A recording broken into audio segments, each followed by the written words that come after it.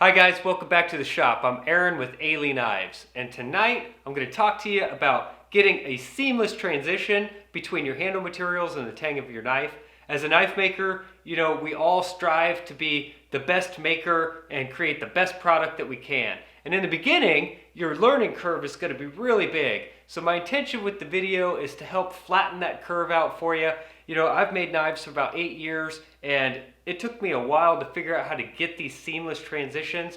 You can take my knives now, close your eyes, and you can run your hands over the handle material, the transitions in the material and the spine of the knife, and you can't tell me where the spine starts and stops and the transition is between the handle material. And that's what you're aiming for. That's what you're shooting for. And I've devised a method that works pretty well. I used several methods in the past that I tried to get to work, and I'm going to show you those methods, and I'm going to show you their failures, because it seems logical and it seems easy, but there's several different things with different styles of handle materials where some of these methods I'm going to show you just flat don't work. If you want to get these crispy lines, stay tuned. I'm going to show you how to do it.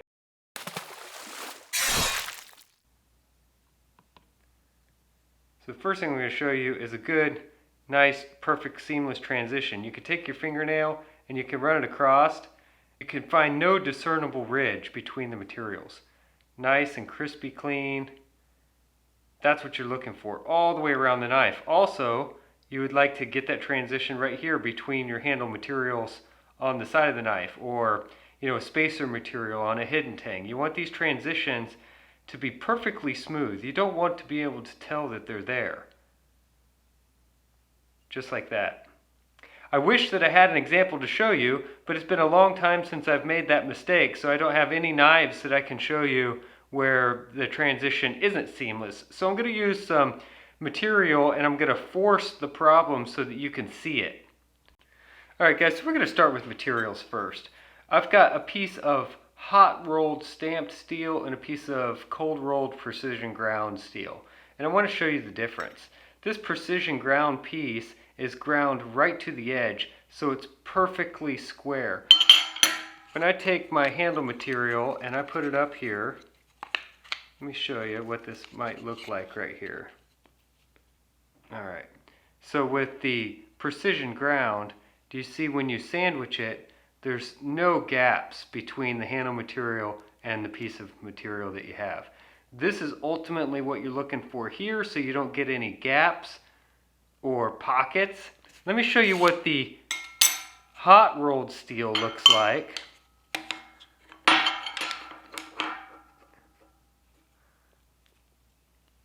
Here's the hot rolled. Do you see this huge gap right here all along the side? That's because they use a die to cut this, and the entire end of the steel is rolled over. Do you see how it's thicker here and the steel rolls off towards the edge? This is junk to me. The only way that I would use this is if I was going to forge it into the shape of a knife and it didn't matter. If I was going to make a stock removal knife out of this, I would have to grind this whole top all the way down to this thickness right here, or find out where the thickest part is before it starts rolling over, and draw my knife design on the inside of that and waste all this material that rolls over the edge. Essentially, that's why I don't use the hot rolled stamp stuff anymore, because I really don't like the way they punch it with the die and they squish the material off the ends. So that's the first thing that you're going to want to pay attention to when you're trying to get those crispy transitions. Your material has to be perfectly flat and parallel from side to side all the way to the edge of the knife blank that you're going to cut. That way when you cut a knife out of this, it's going to be perfectly even from one side to the other, and it's going to help mate your handle scales to it. Alright, so when I first started, I'd grind the profile of my knife out however I was going to cut it or grind it, and then I thought, I'm good enough to where I could just take the spine of my knife and come against my grinder and get this nice even grind, and that's good enough. I can, mate my scales to it, and I'll fix it later. But let me show you the problem with that method of just holding it to your grinder. Now, I don't care how good you are. I've tried this. When you hold this, even if you look straight down and you try to get it perfectly square, you're going to move this way or this way slightly. Eventually what's going to happen is you're going to get a subtle doming on this piece, and it's not going to be perfectly square. Okay, you might think that that'll be okay and that you can maybe draw file it later after you hook up your handle scales. But this method, I tried it over and over and it just doesn't work. And I know in your mind you're like, okay, well how about I mount the handle scales and then run it on the belt grinder like this, and it'll sand the scales and the metal at the same time. But the inherent problem with that is once you mount your handle scales, if you hold it up here, it's going to sand your scales away faster than the steel. The steel is much stronger than any handle material that you're going to put on there. So your handle material will grind off faster than the steel, and this will be raised. Guaranteed, done it many times. And there's another problem. You could only do this with handle scales on it if your knife, if it was a drop point where the point was lower than the handle. Because if the point, wasn't lower than the handle, you wouldn't have the clearance of your grinder to do the entire handle and roll off of it. So, in the beginning, I tried to take a shortcut, and I really did. I thought I was doing okay. I thought this was good enough. And I sanded, several profiles like this on the grinder, and I thought it was perfect. And what was happening is when I get to finishing my handle, I had to spend a tremendous amount of time with a file. I'd have to put this in a vise, and I'd have to file this. And when you start filing, you take a little more off here or a little more off here, and then you end up not having a perfect surface. And if you look down at lengthways, it ends up kind of doing this or getting wonky here or getting wonky there. Even trying to draw file it, it will never be crispy and perfect. So this method was totally bogus. So at some point I realized that the knife tang had to be absolutely perfectly dialed in and 90 degrees. You had to have 90-degree edges and crisp edges. In fact, when I create a knife blank, these edges are so crisp they can cut you. If you're grinding a blade, the last thing you want to do is round those edges over so it's comfortable on your hand so that you can grind your bevels, because then your handle material will have a good crispy edge.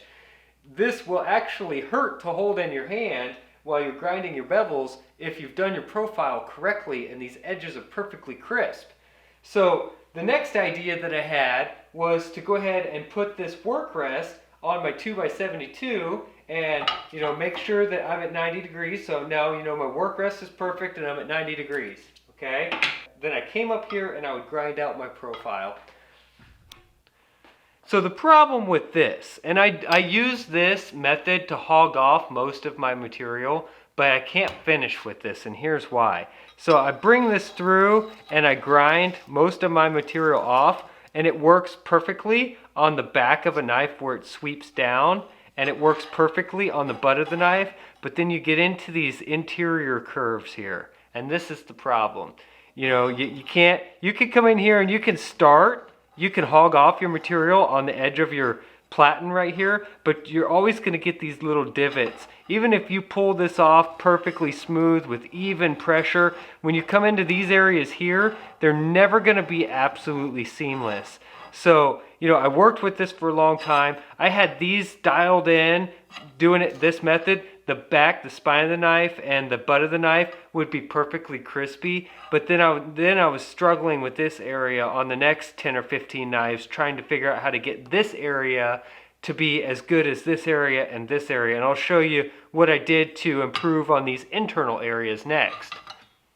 The next process where I wanted to get this inside radius cleaned up, I did not just run out and buy this horizontal grinder. I actually used spindle sanding drums in my drill press for a very long time, and that told me that method works, And so I did invest in this horizontal grinder. This is a dedicated grinder with small wheel attachments. It's got a small and a medium station and a flat platen. And I'm going to bring you in close and show you the beauty of this machine and why I invested in it. Once again, I used my 1-2-3 block, and I made sure that my work surface is perfectly 90 degrees to my wheel.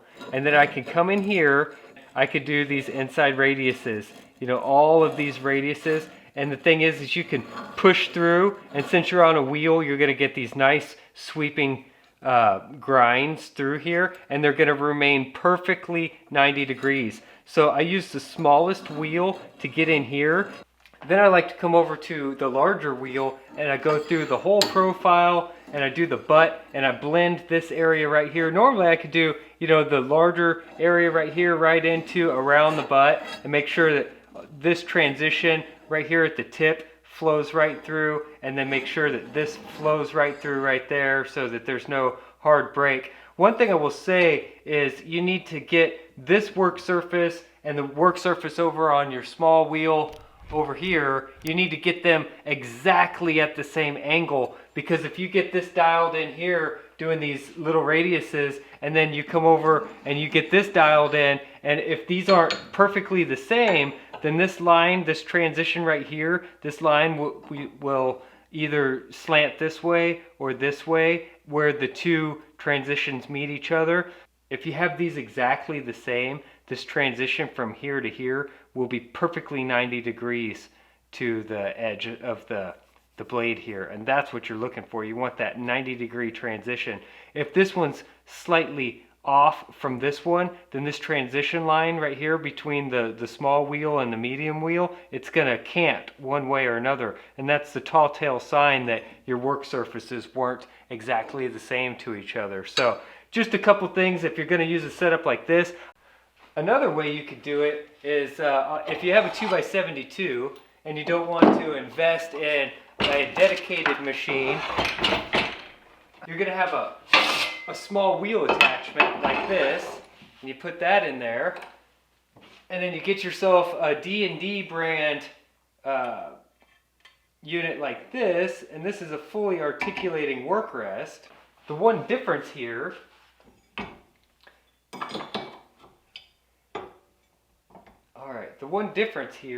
is that when you're working this, you have to work it like this.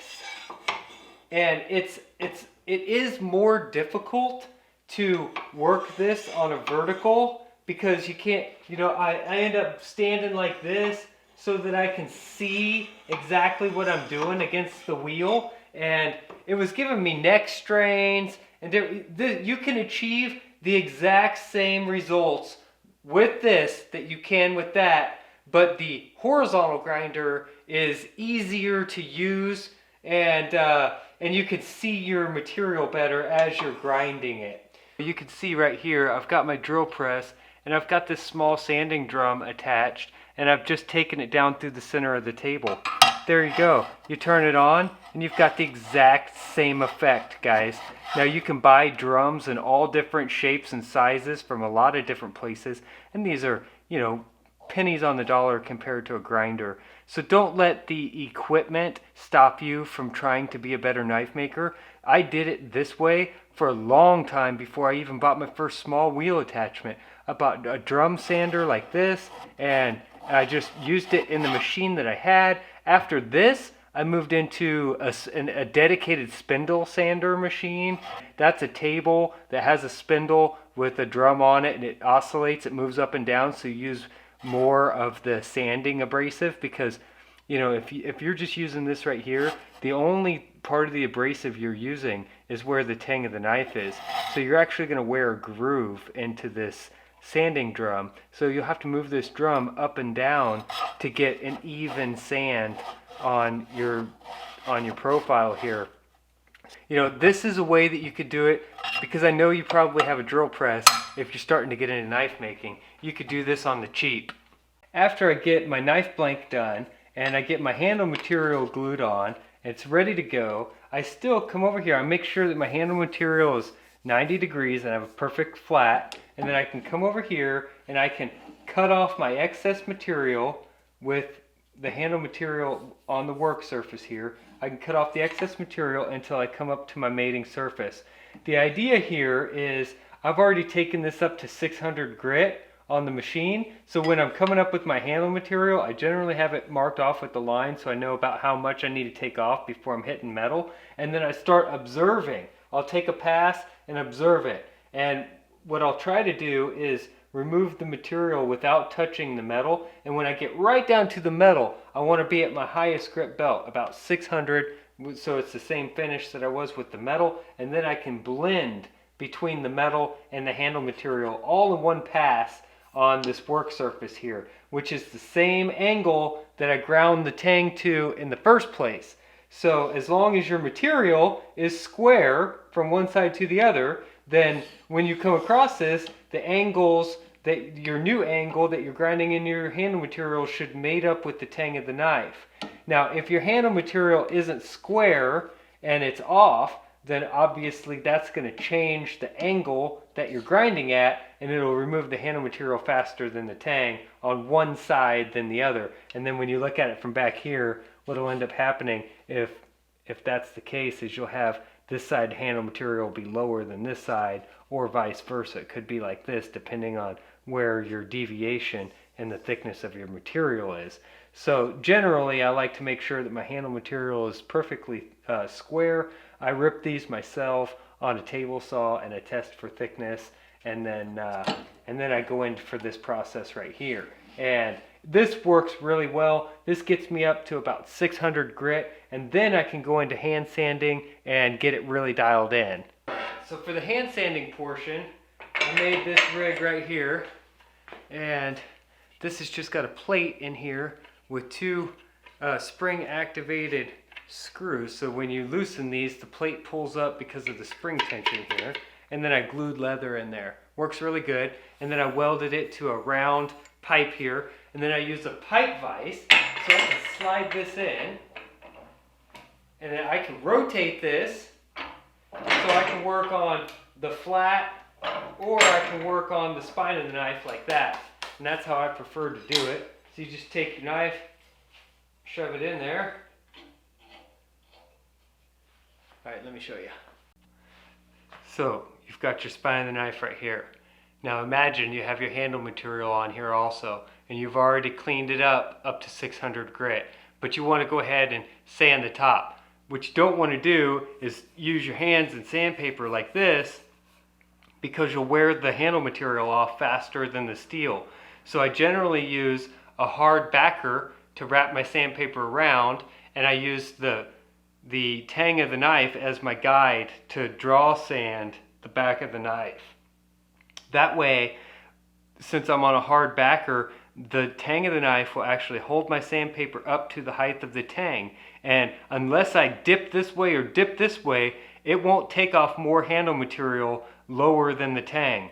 And if you're careful and you draw sand the spine of the knife like this with your sandpaper on a hard backer, like a file or something like that, with your sandpaper wrapped around it, and use the tang as the guide, then effectively the handle material, it's very quick to get it to be exactly mated up to this tang, and you won't have any discernible area where you can, where you have a ridge between your transitions. So this is how I finish it up right here. Now obviously this knife has some wild cuts in it, and the cuts would be filled with epoxy. So when this is finished, you'll end up seeing the snake line of the tang right down the back, and then you'll have handle material with colored epoxy fill in these voids right here. And that's kind of one way to do like a serpent tang or something like that. So this one's going to be a little different than just a perfectly flat tang. And I would also suggest, if you're going to use a thick piece of stock like this, use the stock. Make something cool like this, put a design in it, mill a slot, cut some slashes in it, fill it with epoxy. That's a cool way for you to express yourself as a knife maker, rather than just have a big chunky piece of metal running down the back. You could do that too, but hey, we do this for an artistic expression, so use it. Anyhow, draw sand this. That's going to get that transition really dialed in and perfect, and then you can polish it. And if you follow this method here, it's going to be A-okay. essentially, there's a lot of different ways that you could skin a cat. There's several ways that work better than others. The last thing you want to do is think that you can freehand something like this. You know, I'm pretty good at dialing in lines and getting angles right, but I can't dial in and get a 90-degree edge all the way from the tip of the knife to the back, a perfect 90-degree cut from one end to the other, eyeballing it. I can't do it. It just doesn't work. And if you think that you can, you know, glue your handle scales on and then walk up to the grinder and hold it, you're wrong. Because what effectively will happen is when you're holding it up there, it's going to grind off all your handle material and the metal will become raised. And you'll be able to feel it, I promise. You'll be able to feel that metal every time. Even if you're using a platen with the hard backer, talk to a couple other knife makers. They're going to tell you the same thing. It depends on the quality of product that you're wanting to put out. I personally want to put out the best piece that I possibly can, and if I see that one of my methods is flawed, I'm going to strive to find a better method. That's kind of what sets some makers apart from other makers, is that urge to be better. And so why not, guys? If you're investing time, if you're going to spend that much time to make a knife and you can improve that process with just another couple minutes of time or a little bit of knowledge, soak it up. Use the knowledge, use a couple extra minutes of time, and when you go to sell that knife and you're asking for, you know, more money for it, you can feel confidence in yourself and knowing that you deserve to be able to ask for whatever you're asking for on that particular piece, because you put the extra mileage in to have a better product. So anyhow, guys, I really appreciate you coming to the shop and learning a couple things with me. If you have something that you can add to my technique, please put it in the comments below. I love reading you guys' comments. You guys are crazy, and I'll catch you next time. Oh yeah, watch this video next for more tips and tricks.